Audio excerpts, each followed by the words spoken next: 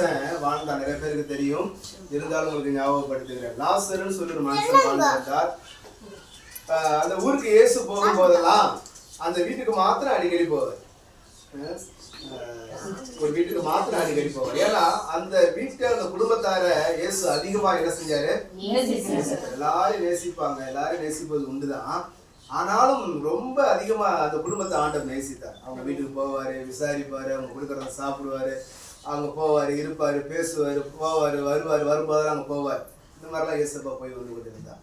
ஆனா இந்த லாசரு அப்படிங்கிற அந்த சகோதரனுக்கு 2 சகோதரிகள் இருந்தாங்க, 3 பேர் தான், ஒரு பையன் 2 சகோதரி. அப்பா அம்மா இல்ல. ஆமா, அப்பா அம்மா இல்லாத ஒரு பிள்ளைகளாக அவர்கள் வாழ்ந்து கொண்டு வந்தாங்க. ஒரு நாள் அந்த லாசருங்கிற மனுஷன் என்ன செஞ்சிட்டான்னா, அவன் வியாதிப்பட்டு உடம்பு சரியில்லாம போய் அவன் என்ன செய்யறான்? மரிச்சு போயிட்டான், இறந்து போயிட்டான். ஆமா, இயேசுக்கு செய்தியெல்லாம் போகுது. ஆனாலும் இயேசு என்ன செய்யல, வரல. அவர் வேற ஒரு இடத்துல பிஸியா அவர் ஊழியத்தில் இருந்தாரு, வர முடியாத ஒரு சூழ்நிலைகள். இயேசு வரல, மரிச்சு போயிட்டான். மரிச்சு போனோன்னு எல்லாரும் என்ன செய்வாங்க?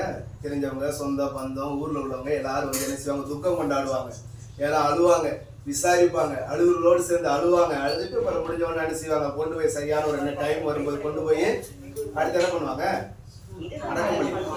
அடக்கம் பண்ணிட்டாங்க. லாசரு கொண்டு கல்லறையில கொண்டு அடக்கம் பண்ணியாச்சு.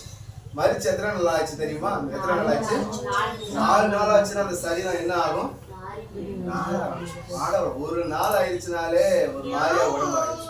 2 நாள் ஆயிடுச்சுனாலே தூக்கி போட்டு சீக்கிரம் கொண்டு போடுங்க. அப்புறம் 3 நாள் 4 நாளா வச்சுட்டு இருந்தோம்னா அப்ப சடையை பிச்சு எடுக்க வேண்டியது, அழிவு ஒரு மாதிரியா கொண்டு போய் அடக்கம் பண்ணியாச்சு.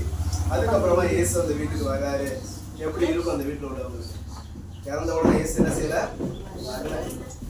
செய்தி தெரிஞ்சாலும் அவர் வரல, அவர் வேற வேலையா இருக்கிறார். ஆனா அதுக்கப்புறம் வர இதே சம்பவம் நம்ம வீட்டுல ஒரு வேலை, ஏதோ ஒரு நல்லது கெட்டது நடக்குன்னா நீங்க எனக்கு சொல்றீங்க, நான் பக்கத்துலதான் இருக்கேன், ஆலம்பாடியில தான் இருக்கிறேன், ஆனா நீங்க சொல்லி நான் வரலன்னா நமக்கு என்ன வரும்?